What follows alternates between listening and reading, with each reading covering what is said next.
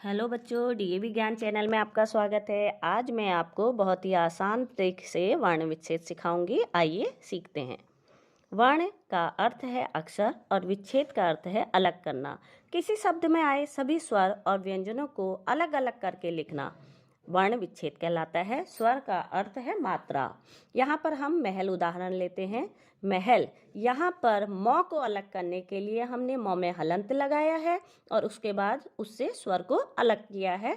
इस तरह से इनका विच्छेद होता है। तो मौ, ह, ल, यहाँ पर आप देखेंगे प्रत्येक वर्ण के बाद स्वर लगा हुआ है। मैला, मैला में आप देखेंगे म में आई की मात्रा है, जबकि केला में आप देखेंगे ए की मात्रा। तो इस तरह से ए और आई की मात्रा का उपयोग करने का नियम मैं आपको आगे बताती हूँ।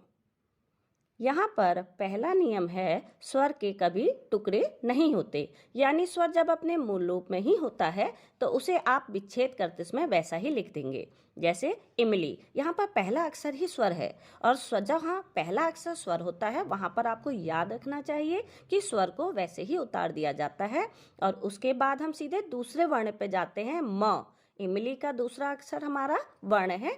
तो म को जब हम लिखेंगे तो म से हम स्वर को अलग करेंगे इस तरह से। और उसी तरह इमली, लौ में ई की मात्रा लगी थी, इसलिए हमने लौ से ई की मात्रा को उदाहरण में दिखा दिया है अलग करते हुए।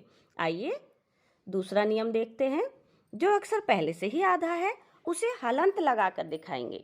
जैसे पुस्तक, यहाँ पर आप देखेंगे स और त दोनों ही व्यंजन हैं, लेकिन पहला अक्षर आधा है तो उन्हें अलग करते समय यानी विच्छेद करते समय साथ में लिख दिया जाता है और जो स्वर है वह उन दोनों वर्णों के बाद प्रयोग किया जाता है।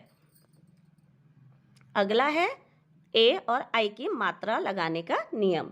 यहाँ पर आप देखेंगे केला, तो क में किसकी मात्रा का प्रयोग होगा? ए की, ना कि आई। जबकि मैला में आई की मात्रा का प्रयोग हुआ है, इसलिए यहाँ पर हम आई की मात्रा का प्रयोग करेंगे। तो देखा आपने ए और आई की मात्रा का नियम। आइए अब कुछ उदाहरण ले लेते हैं। राजा, यहाँ आप देखेंगे र व्यंजन है और आ स्वर है, इसलिए हमने व्यंजन से स्वर को अलग करते हुए यह ध्यान रखा है कि व्यंजनों में हलंत लगाया जाएगा, जबकि स्वर में हलंत नहीं लगाया जाता।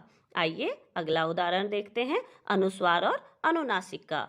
अनुस्वार और अनुनासिक का प्रयोग करते समय आपको ध्यान रखना है कि हंस जो एक शब्द है यहाँ पर अनुस्वार का प्रयोग किया हुआ है, जबकि हंस यहाँ पर ह में अनुनासिक का प्रयोग किया हुआ है। इसी तरह बिंदु वाले शब्द अनुस्वार कहलाते हैं और चंद्र बिंदु वाले शब्द अनुनासिक कहलाते हैं। इनको वर्ण विच्छेद करने का उदाहरण मैंने आपको दिखाया है।